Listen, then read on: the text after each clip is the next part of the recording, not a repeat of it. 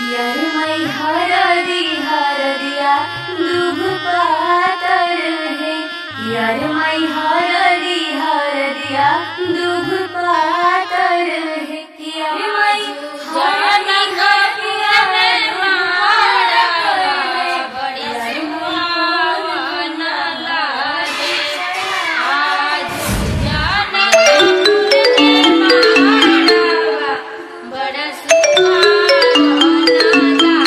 Hello. हाँ hello. कहाँ बाड़ा? घरे बनी। अरे जल्दी आवा ना। अरे इतना जल्दी कब आ? हमरा ये सब कुछ नहीं के सुने के, जल्दी आवा ना। अरे तो इतना घबराइल काहे बड़ू? हमरा जिंदगी और मौत के सवाल बा, प्लीज जल्दी आ जाना। ठीक बा आओ।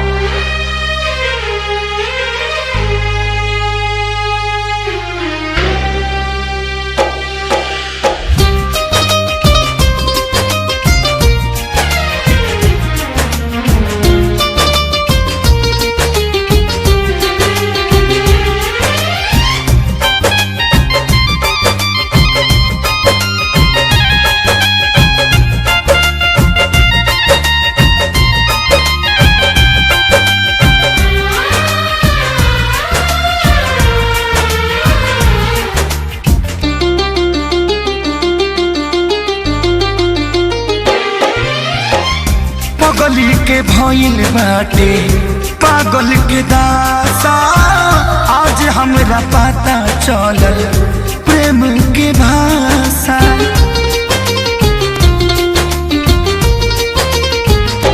हाँ पगली के भइल बाटे पागल के दासा, आज हमरा पता चलल प्रेम के भाषा। रोते रोते मिले हमसे आयल बड़ी, रोते रोते मिले हमसे आयल बड़ी। हमर जान आज हरदी से लटाइल बड़ी, हमर जान आज हरदी से लटाइल बड़ी।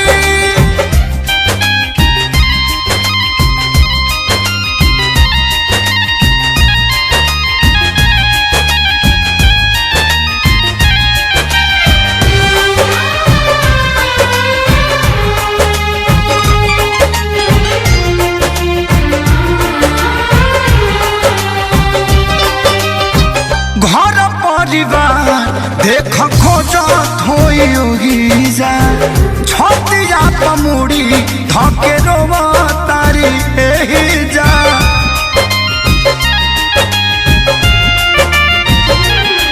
हथवा के मेहंदी मिटावेली इ तो हमरे के समझावेली। अखिया बाल राइल पागा लाइल बड़ी, अखिया बाल राइल पागा लाइल बड़ी। हमर जान आज हरद से लटाइल बड़ी, हमर जान आज हरद से लटाइल बड़ी।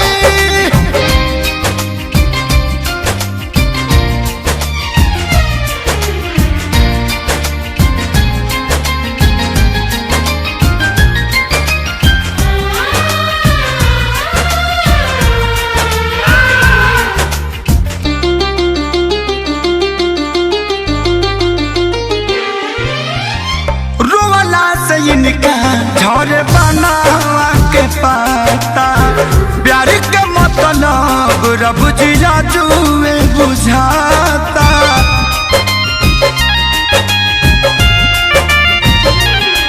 हम इनका से तनिको खफा नहीं खी, काहे की जान बेवफा नहीं खी।